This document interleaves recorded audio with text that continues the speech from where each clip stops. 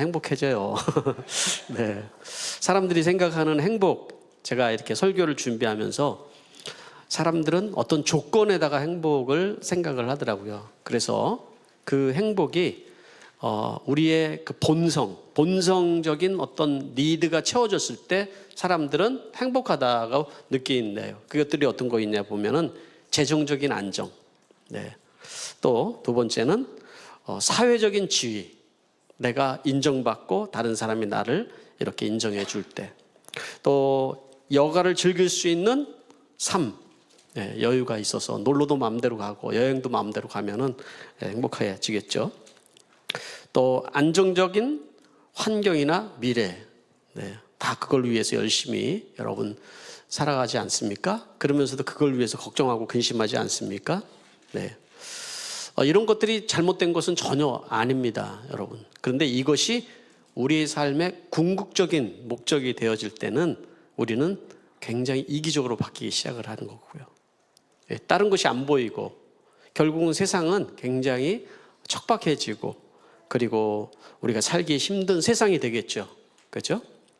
그러니까 이것이 필요하긴 필요한데 이거는 믿는 사람이든 안 믿는 사람들이든 누구든지 다 갈망하고 우리 본성적으로 이렇게 추구하는 것들이다 생각할 수 있는 것이죠. 그 가운데 가장 핵심이 뭘까요? 네, 뭐니 해도 머니겠죠. 네, 이게 다 있어야 된다고 생각을 하는 것이니까요. 근데 어떻게 보면 우리는 속고 있는 걸 수도 있어요.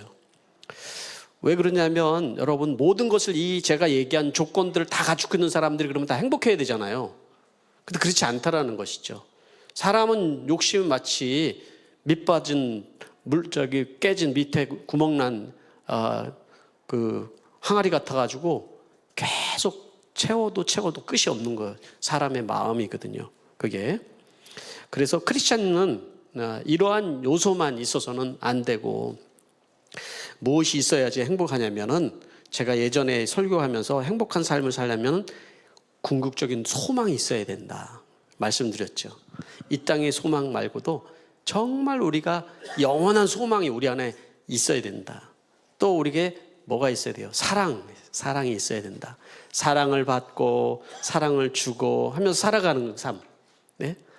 다 불행한 사람들 보면요, 많은 걸 가졌지만 사랑을 못하거나 사랑을 못 받고 있는 사람이 있어요. 참 불쌍한 사람들이에요, 그런 사람들. 예. 또 한 가지는 뭐가 있죠? 가치 있는 삶, 가치라고 얘기했죠. 그래서 이 가치라는 부분에 있어서 우리는 뭔가 우리가 정말 이 땅을 살아가는데 의미가 있고, 이렇게 했을 때 우리에게 채워지는 행복이 있고 하는 그런 가치, 이것이 있어야지 되는 것이죠. 이 세 가지가 있을 때 우리는 행복한데, 오늘 저는 여러분과 함께 얘기하는 것은 그 가치 있는 삶을 살기 위해서 성령님께서 우리가 하시는 일이 뭐냐면, 우리가 하나님을 섬기고 이웃을 섬기는 삶이에요. 이게 성령을 충만하게 우리가 성령을 받았는데, 그것이 그냥 내 안에 자꾸 채워지는 것만 우리가 원하고 살아간다면은 우리의 삶은 또 변화가 없겠죠. 성령은 우리의 삶의 현장으로 우리를 변화로 이끌어가는데, 그 변화의 핵심이 뭘까요? 변한다라는 것이 뭐예요? 변하면 우리가 행복하고 가정도 행복해지고 우리의 일터도 행복해지는데, 이 변한다는 핵심이 뭘까요? 사람이 언제부터 불행이 시작이 되냐면 하나님을 떠나면서부터군요. 하나님을 찾지 않으면서 다 나 중심으로 살기 시작을 하죠. 또 여러분, 사람이 그래서 내가 나 중심으로 생각했던 것이 타인을 중심으로 생각하기 시작할 때, 그때 저 사람은 변했네 라고 우리는 보통 얘기를 해요. 그죠? 집안에서 남편과 아내가, 내 남편이 아내를 먼저 생각하는 마음이 어느 날 갑자기 막 행동하기 시작하는 거예요. 막 설거지도 하고 요리도 하고, 아내들이 다 희망사항이지만 막 변해가지고, 그러면은 우리 남편이 변했네 이렇게 생각하는 거 아니에요, 다. 그죠? 네. 그래서 오늘 여러분들에게 제가 말씀드리고 싶은 것은 섬기면 행복하다는 거예요. 이미 알고 있는 내용인데, 우리가 884차 평신도를 위한 가정교회 세미나를 앞두면서 우리는 왜 매년 이렇게 다른 사람들을 데려다 놓고 돈 들이고 수고하고 가정도 오픈하고 목장도 오픈하고 이렇게 우리가 힘들게 해야 됩니까? 하고 질문할 수 있어요. 충분히. 그렇죠? 그렇지만 여러분, 우리가 이 일을 통해서 우리 교회가 행복해진다는 거예요. 정말. 그 행복을 목표로 하는 건 아니지만 행복해지는 걸 경험합니다. 기쁨이 있어요. 네, 저는 이번 평세를 통해서 우리 교회 안에 그런 기쁨이 또 그런 축복이 또 복이 넘치기를 기대합니다. 자, 그래서 오늘 제가 이게 설교를 준비하면서 섬김이라는 제목으로 책도 찾아보고 설교 레퍼런스도 다 찾아봤는데 오늘 하나만 딱 제가 설교 시간에 다 할 수는 없으니까 갈라디아서 오늘 이 말씀을 찾았습니다. 이 말씀을 가지고 오늘은 제가 세 가지를 여러분들에게 왜 우리는 섬기면 행복할까? 이 말씀을 제가 가지고 말씀을 나누려고 합니다. 첫 번째, 그래서 자 7절 말씀을 한번 읽어보도록 하겠습니다. 7절 말씀. 자, 시작. 자기를 속이지 마십시오. 하나님은 조롱을 받으실 분이 아닙니다. 사람은 무엇을 심든지 심은 대로 거둘 것입니다. 왜 여러분 섬기면 행복하냐면 첫 번째로 바로 심은 대로 거두기 때문에 그러는 거예요. 우리가 무엇을 심든지 간에 우리가 어떻게 섬기든지 간에 여러분 그것을 통해서 우리가 거두기 때문에 그렇다라는 것입니다. 어느 숲이 굉장히 우거진 이렇게 산속 마을에 있습니다. 여기서 한 작은 아이가 나는 내가 가보지 않는 이 바깥 세상을 가고 싶은 그 열망이 이 아이가 있었어요. 그래서 늘 고민하다가 어느 날 도끼를 갈기 시작을 했어요. 도끼. 네. 그 엄마가 물었어요. 왜 도끼는 갈고 있니? 저는요 이 나무를 베서 길을 만들 거예요. 그 벤 나무로는 팔아서 길을 만들어서 바깥 세상으로 나가고 싶어요. 이렇게 얘기를 했어요. 그러면서 이 아이가 열심히 도끼를 갈고 나무들을 베고 길을 내기 시작을 했어요. 청년이 됐어요. 길이 난 거예요. 그리고 이제 떠날 채비를 합니다. 청년이 된 이 아이가 엄마에게 인사를 하는 거예요. 어머니, 이제 제가 이 고향을 제가 떠나서 저 넓은 세상으로 좀 한번 가보려고 합니다. 그러나 제가 반드시 돌아오겠습니다.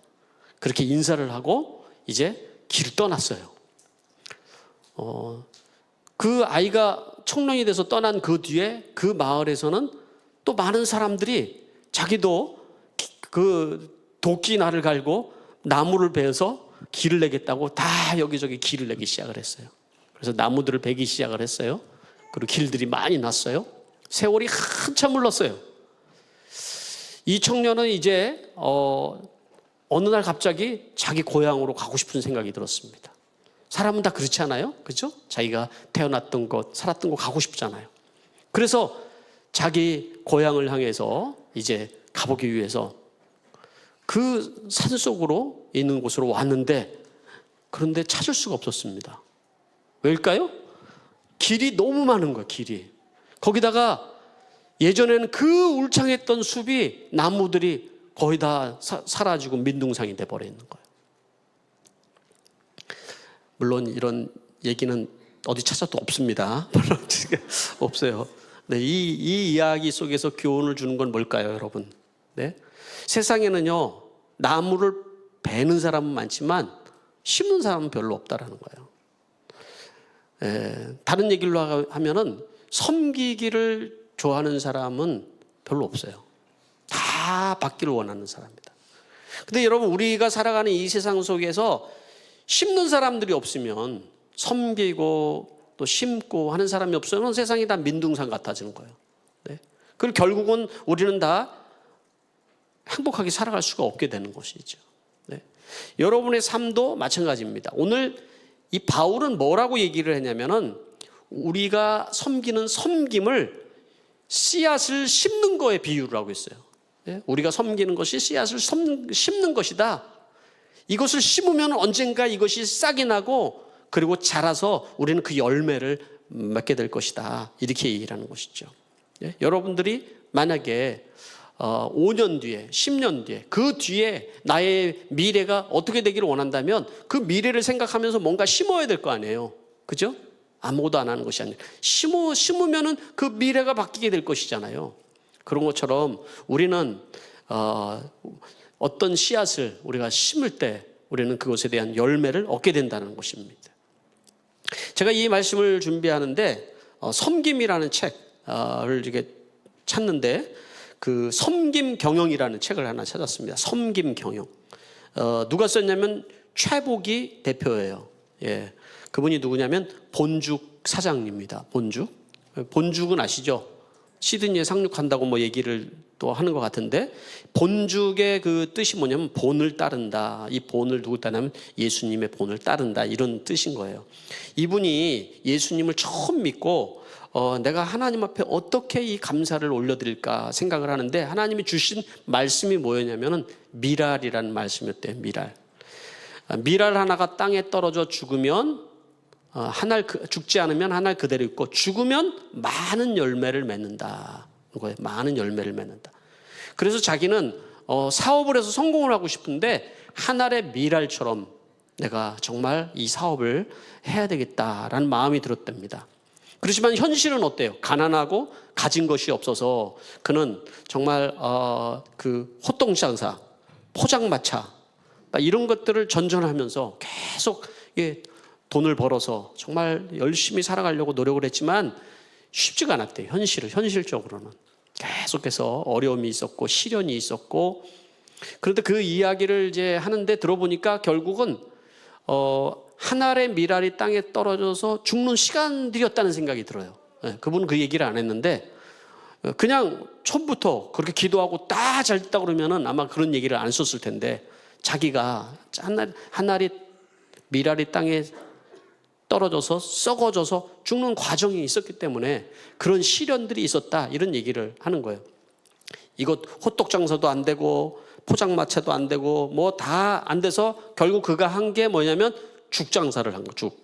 근데 이분이 이제 이 책 얘기하면은 또 1시간 가니까, 그래서 이 책을 제가 아주 읽지 않아도 이해되게끔 3가지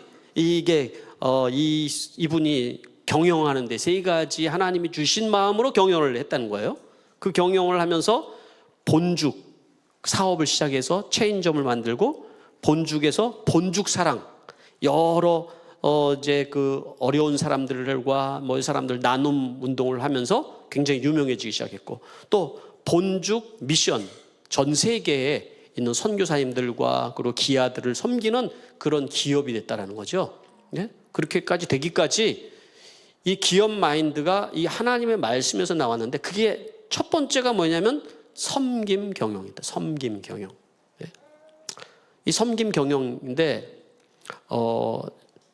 에베소서 6장 7절 말씀에 무엇을 하든지 간에 사람에게 하지 않고 주께 하듯 한다.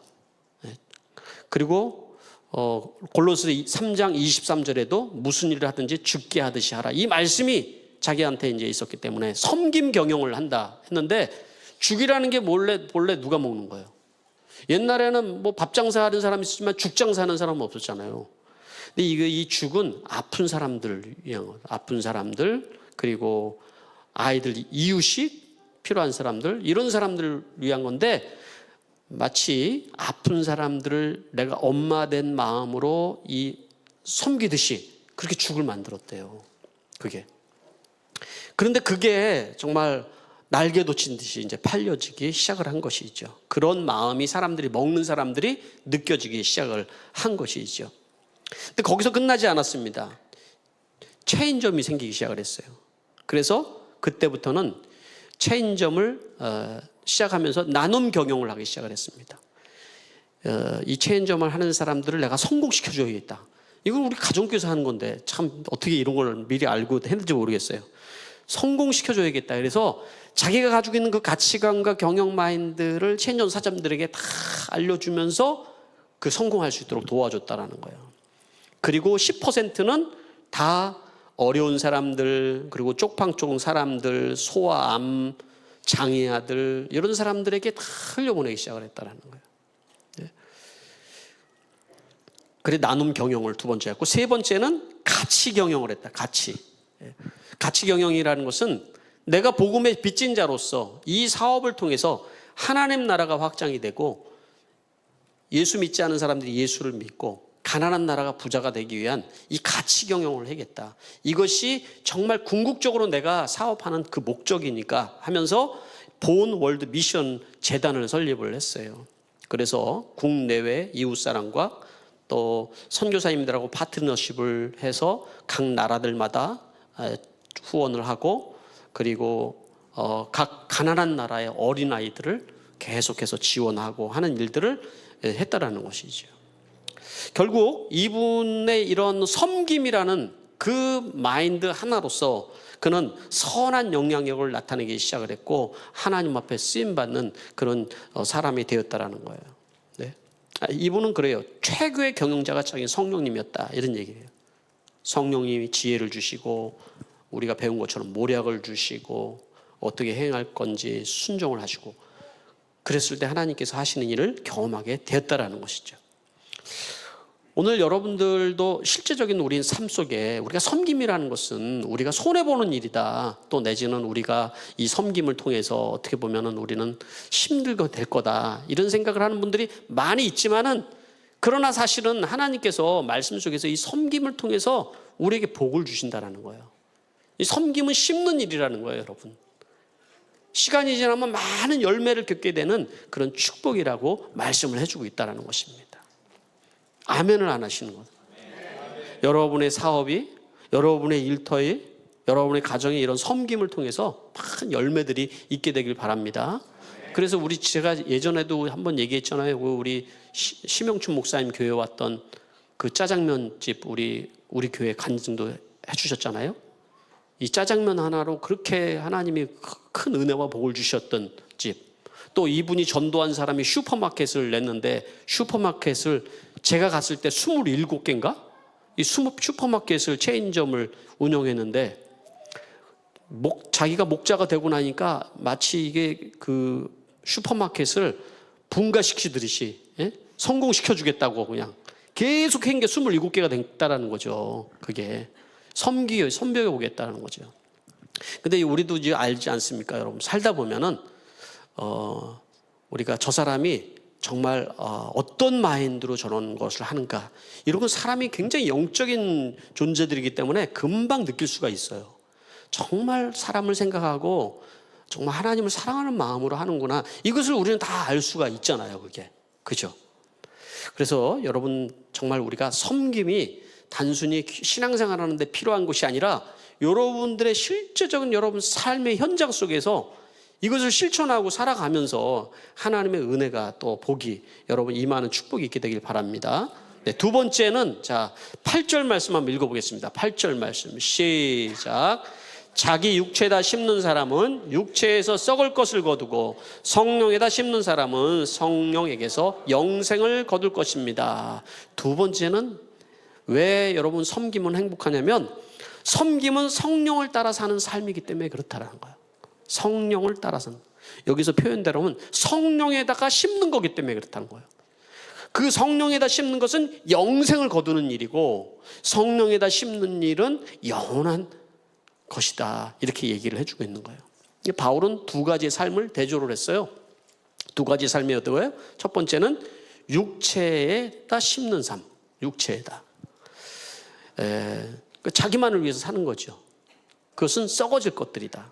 또 한 사람은 성령에다 심는 삶이다.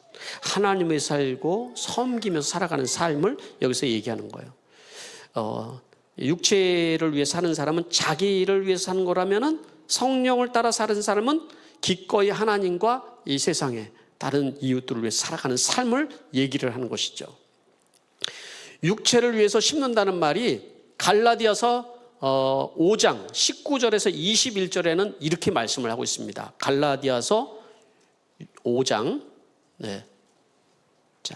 19절에서 21절인데 같이 한번 띄워주시면 같이 읽어보도록 하겠습니다. 자, 시작. 육체의 행실인 환히 드러난 것들입니다. 곧 음행과 더러움과 방탕과 우상숭배와 마술과 원수매짐과 다툼과 시기와 분냄과 분쟁과 분열과 파당과 질투와 술취함과 흥청망청 먹고 마시는 노름과 그와 같은 것들입니다.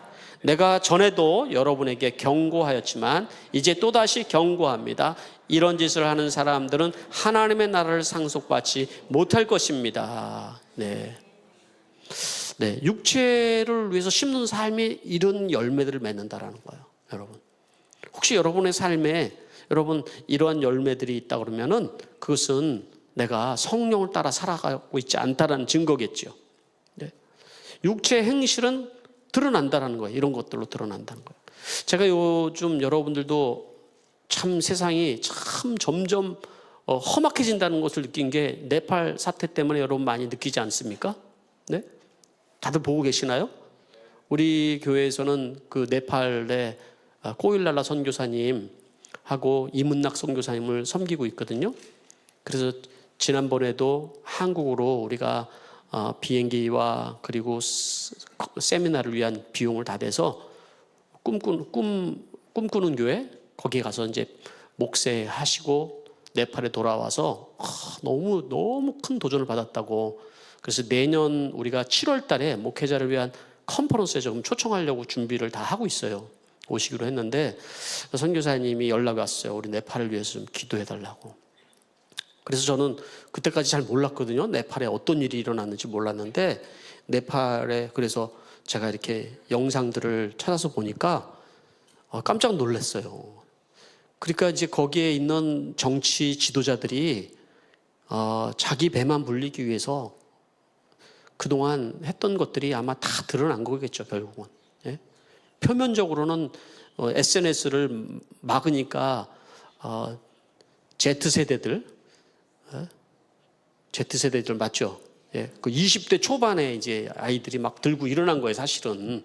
근데 그 20대 초반의 애들한테 경제부 장관 뭐 이런 사람들이 두드려 맞는 장면들이잖아요.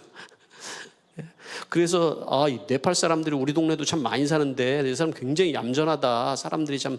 그런데 그게 아니더라고요. 무섭더라고요. 무서워. 예? 막 폭행하고 그냥 막 불태우고 하는 거 보니까 얼마나 사람들이 그냥 그동안에 그냥 눌려져 있는지. 예? 그러니까는 그 자기의 욕심들을 따라서 살아간 것들이 다 드러난 거죠. 그래서 전 총리의 부인은 불타서 죽고 또 경제부 장관은 막 그냥 뭐 뻘거벗겨가지고 막 두드러 맞고 그 정치인들이 다 그냥 다 두드러 맞는 그 장면이 계속 나오더라고요. 정말. 야, 세상이 자기 욕심을 위해서 살아가는 사람들의 결과가 저렇게 되는구나 하는 생각이 들었습니다. 여러분. 육체를 위해서 살아가는 사람들의 마지막은 여러분 결국은 썩어질 것들이라는 거죠. 썩어질 것. 그러나 성령을 따라 사는 사람은 영원한 것들이다. 영원한 것들이다. 라고 말씀을 하고 있지 않습니까? 왜 그렇습니까, 여러분? 성령을 따라 사는 사람이 왜 영원한 것이에요? 거기에 가치가 있기 때문에 그래요. 거기에. 성령께서는 우리들이 이 땅에 살아가면서 썩어질 것들을 위해서 살아가는 것을 원하지 않아요. 예? 순간적인 즐거움이나 순간적인 쾌락이나 이런 것들 속에서 썩어질 것들인데 다 그런 야망이나 욕심이나 이런 것들을 있으면 자꾸 성령이 근심을 하시면서 우리를 자꾸 그런 삶이 정상이 아니야 라고 우리를 인도해 주시는 거죠. 성령을 따라 살다 보면 우리는 영원한 것을 무엇을 해야 되는지를 우리는 알게 되고 진정한 가치가 무엇인지를 알게 되는데 그런 삶이 우리가 크리스찬으로서 나타나는 것이 섬김이라는 거죠. 제가 얘기하는 거죠. 제가 언젠가 이제 CBS 방송에서 맨투맨 처치라는 그 프로가 있어서 저 언젠가 한번 이 얘기를 나누면 좋겠다 했는데 이 섬김이라는 말씀을 준비하면서 그 생각이 나서 다시 한번 그 영상을 봤습니다. 근데 굉장히 많은 분들이 이 영상을 봤더라고요. 예. 그래서 이게 정말 이분은 그냥 무슨 초등학교에 그 임시계약직 선생님이에요. 임시계약직 선생님인데 아이들을 그냥 그 노래를 가르쳐주고 합창을 하면서 그 행복을 고백하는 내용들이거든요. 자기는 아이들하고 이렇게 수업이 있는 날, 그러니까 계약직 이제 선생님이니까 1년만 하다가 이제 당신은 계약이 끝났습니다. 그러면 딴 데를 가야 되는 그런 계약직이니까 돈을 위해서 하는 거는 아니에요. 근데 아이들에게 음악을 같이 하고 또 이 아이들하고 같이 생활을 하면서 자기는 너무 행복했다는 거예요. 이 아이들을 섬기는 것이. 그 아이들이 어떤 엄마가 전화를 와서 자기에게 얘기를 했다라는 거예요. 우리 애가 학교 가는 것이 너무 스트레스고 그리고 지옥 같았는데 요새는 학교 가는 게 천국이라고 얘기를 한다는 거예요. 그 얘기 듣고 눈물을 흘리면서 얘기를 하는 거죠. 이 선생님이. 그러니까 하나님의 마음으로 이 아이 하나하나에게 이 아이의 마음을 만져주면서 격려해주고 같이 노래를 가르쳐주면서 불러주고 또 떠나는 아이들에게 축복을 하면서 당신은 사랑받기 위해 태어난 사람 하면서 아이들이 다 축복하는 것들을 가르쳐주고 교회에서 하는 것들을 그대로 다 해. 거기 학교에 가가지고. 그래서 움직이는 교회인 거예요. 이렇게 교회에서만 이 교회가 아니라 그 학교가 교회가 된 거죠. 어떻게 보면 이 선생님에게는 그 아이들의 변화가 일어나기 시작을 하는 거예요. 아이들이 감동하고 학교를 졸업하고도 선생님에게 찾아오고 그런 삶을 살아가는 모습인데요. 너무 감동이 되었습니다. 그것이. 이 선생님이 그냥 자그만 상가교회 성도예요. 이분도. 그 졸업한 아이들은 또 교회 와가지고 같이 또 노래를 하고 이 아들이. 그러니까 단순히 여러분 우리가 신앙생활을 한다는 것이 교회 안에만 갇혀가지고 열심히 여기서 섬기고 여기서 너무 이제 우리 신앙생활이 즐겁고 여기 수준으로 끝나는 것이 아니라 이 섬김이라는 것은 결국은 우리 세상 속으로 흘러가는 거예요. 결국은 세상 속으로 여러분의 가정으로 여러분의 일터 속에서 또 여러분들이 관계하는 사람들 속에서 흘러가서 그것이 우리의 진정한 삶의 예배가 되고 그것이 교회가 되는 거죠. 그것이 내가 자체가 움직이는 교회가 되는 것이죠. 어떻게 보면은 또 이제 여기서 소개한 이제 맨투맨 처치 또 소개한 분 한 분은 또 누구냐면요, 미용실을 운영하는 권사님이에요. 연세가 꽤 많이 드셨는데 미용실을 운영을 하는데 미용실 그 머리값 가지고 파마해 주는데 가격이 비싸지가 않아요. 그래서 사람이 막 줄을 많이 섰어요. 이 미용실에. 그래서 가격이 싸서 그런가 보다 그랬는데 그게 아니라 미용실을 하는데 점심시간이 되면은 점심을 잘 못 먹는데 사람들이 있으니까. 그래가지고 이분이 어떻게 생각하냐면 그러면은 같이 밥을 먹지 뭐 그냥 이렇게 생각을 한 거예요. 그래서 미용실에 손님 온 사람들과 자기가 미리 음식을 다 준비했다가 점심때가 되면은 지금은 밥 먹을 시간입니다 하고 파마 말든 사람도 밥 먹고 나도 먹고 다 같이 밥 먹는 거예요. 그냥 거기서 또 깔아놓고. 예? 그렇게 그냥 자기가 아침에 일어나서 미리 준비해서 그렇게 그냥 섬겼대요. 그런데 하다 보니까 막 미용실도 더 잘 되는 거예요. 사람이 많아지는 거예요. 그래가지고 미용실 저 앞에다가 식당을 차렸어요. 식당을. 근데 이 식당은 돈을 받고 운영하는 식당이 아니에요. 이 미용실 오는 사람들이 그냥 가서 먹는 식당이에요. 돈을 안 받고 하는데 이 사람들이 식당에 오기 위해서 미용실에 오는지 아니면 미용실에 오고 와서 식당 가는지는 모르겠지만은 사람들이 또 그렇게 행복한 거예요. 연세 드신 분인데. 그러면서 이분이 이제 그렇게 고백을 해요. 남편분도 이렇게 굉장히 수고를 하시더라고요. 몸도 아프고 그러시는데 수고를 하면서 내가 천국 가는 날까지 봉사다, 섬기다 그렇게 가고 싶어요. 어차피 내 몸이 다 썩어질 것인데 아끼면 뭐 하겠습니까? 그런 기쁨으로 하는데 기쁨이 넘치는 거예요, 이분이. 여러분 행복해 보이지 않습니까? 여러분 이런 삶들이? 근데 여러분 우리의 삶이 왜 그렇게 스트레스가 있고 다 정말 힘들고 그냥 죽을 것 같이 그렇게 살아가느냐?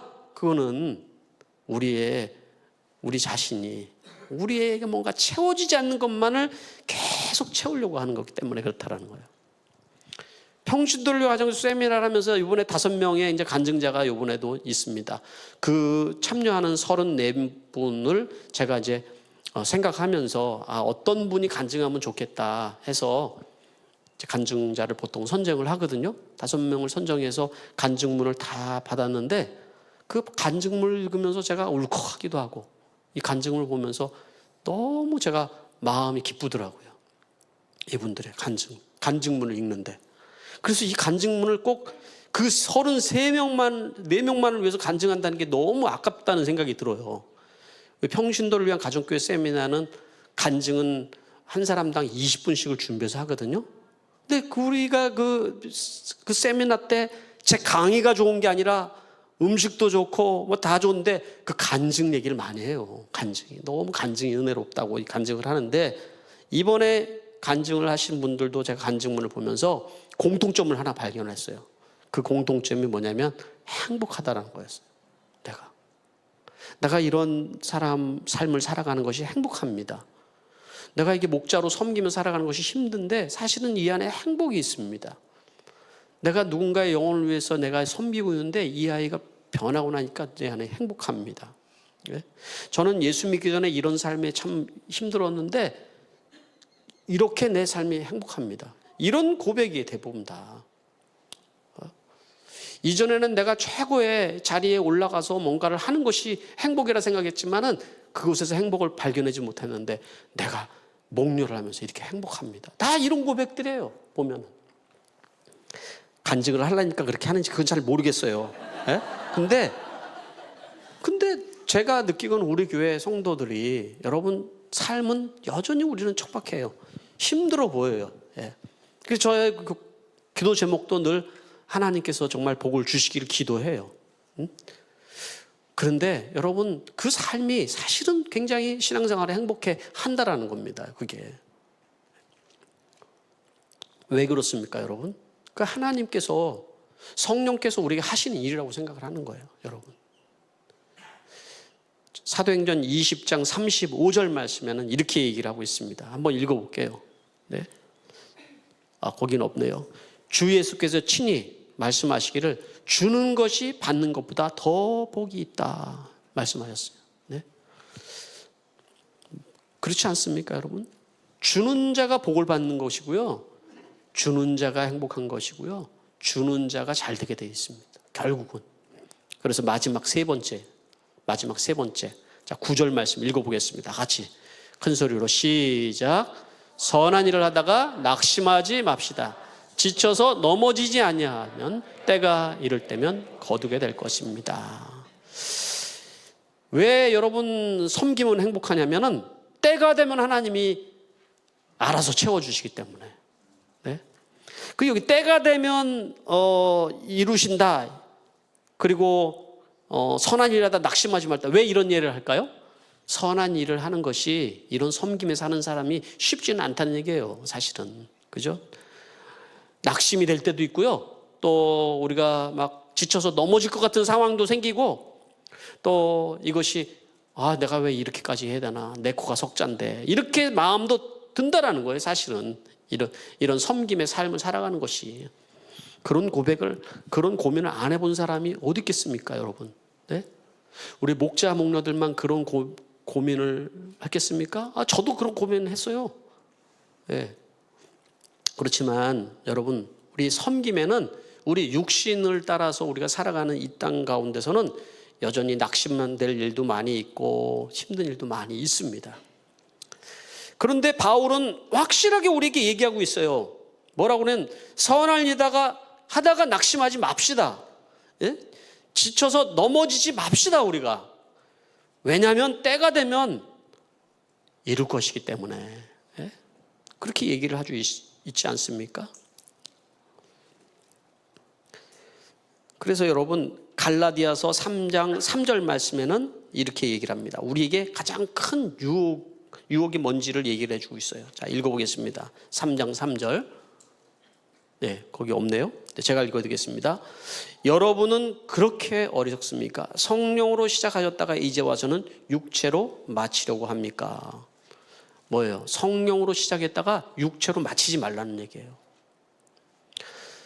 이제까지 너무 잘해왔는데 마지막이 여러분 육체로 마치면 안 된다는 거예요. 육신을 위해서 마치면 안 된다는 거예요.